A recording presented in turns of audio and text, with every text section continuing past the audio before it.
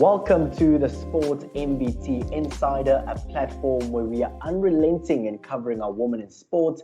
And of course, we absolutely love celebrating those big and those small moments, as well as we continue to give ladies a platform to show off their incredible talent as well. But today on the Sports MBT Insider, we're talking about a sport that has got a lot of buzz at the moment in South Africa. Of course, we are building up to the 2023 Netball World Cup that will be hosted in Cape Town. And today I'm joined by an absolutely phenomenal netball player. Her name is Panashe Chiranga. Panashe, how are you doing today? I'm all right, and yourself, Aaron?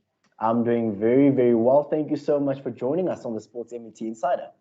Thank you very much for having me. We appreciate such platforms which celebrate women in sports. Definitely. Let's talk a little bit about you as an individual. Let's take you away from netball because we'll jump into that conversation quite soon.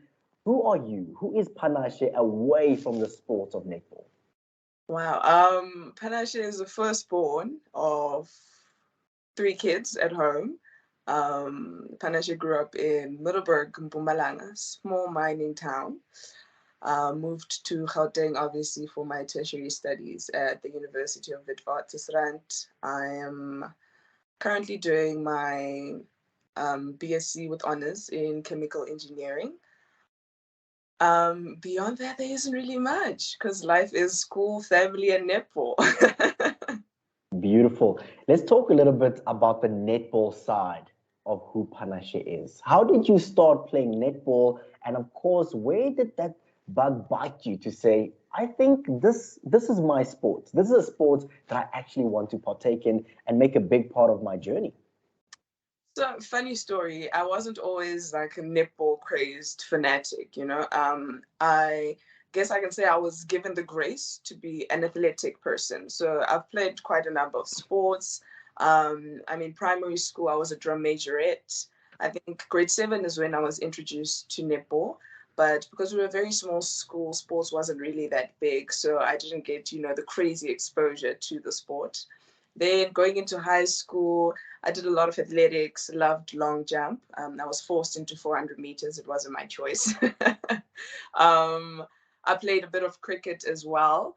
And yeah, really exposed to a lot of sports. But coming into varsity, I had to choose between long jump and netball because I'd gone pretty far in my matric year with the two. Going to SA schools for athletics, and then also going for all ages and making, I think there was an under 18 squad at that time, SA squad, that was selected then. So it was a very difficult choice for me because I loved both of them and I wanted to explore both. But then going into this, they didn't have an athletics team. So it kind of just so happened that... I'm sorry, Aaron, I don't know what just happened. No stress, no stress, no stress. Goodness me. Just stabilize that. Real quick, because this is weird. No worries, no worries. Okay.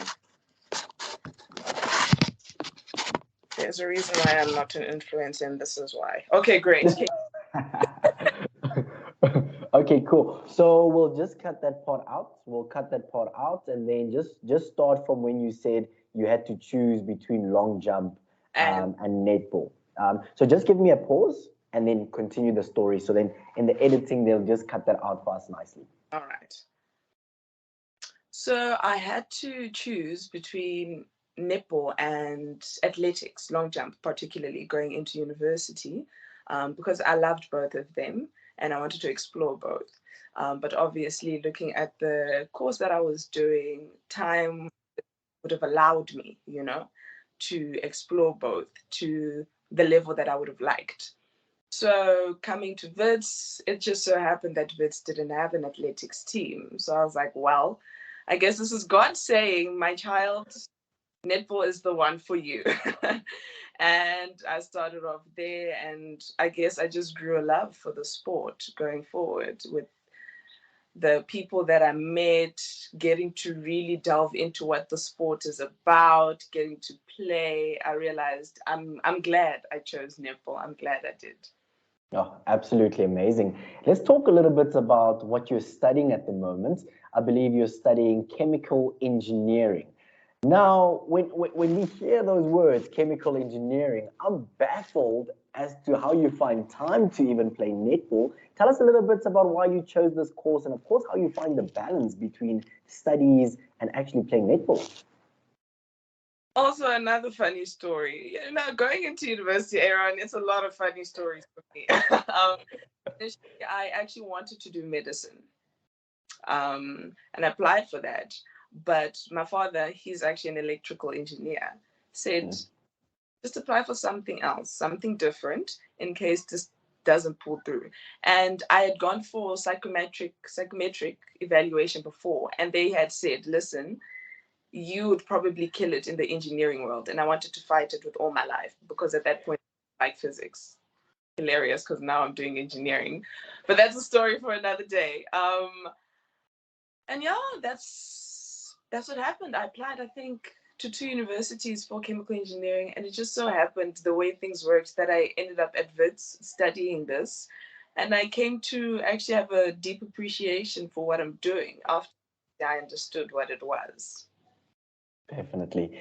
Let's talk a little bit about coaching. How did you venture into the coaching side? Because, I mean, most people, at least students, just want to focus solely on playing and building a career. I was actually asked by my coach at that time at 𝗀𝗃𝗃, it was Judy Ratete in my first year, to just come and help and assist her, because she was coaching somewhere. So she needed someone to assist her. So I said, all right, I'll come through, I'll assist. And I mean, it was a way to make, a little extra cash at that point. I was like, why not? I have the time. I went and I realized, okay, I actually enjoy this process of transcribing knowledge, giving knowledge. Put in my life, I would teach. I always told myself I could not be a teacher. I don't have the patience to do it, more so for kids. But I do have a deep appreciation for learning. I love to learn. I love to give information, to share knowledge. And I mean, if it's something you're passionate about, it really doesn't seem like a job or work. It just comes naturally for you. And from then on, whenever I got approached for a coaching opportunity, I just happened to take it. And yeah, that's just how it's been. And I love what I do. I really do. You're locked onto the Sport MVT Insider, a podcast for unrelenting coverage of women in sport. I absolutely love diving deeper into the journeys of our athletes, coaches, and administrators to get to know them a little bit better than we do. Coming up this Wednesday is an interesting round of quick fire questions, a great opportunity for some good laughs and some great banter. Keep it locked onto Sport MVT, where we celebrate our women in sport.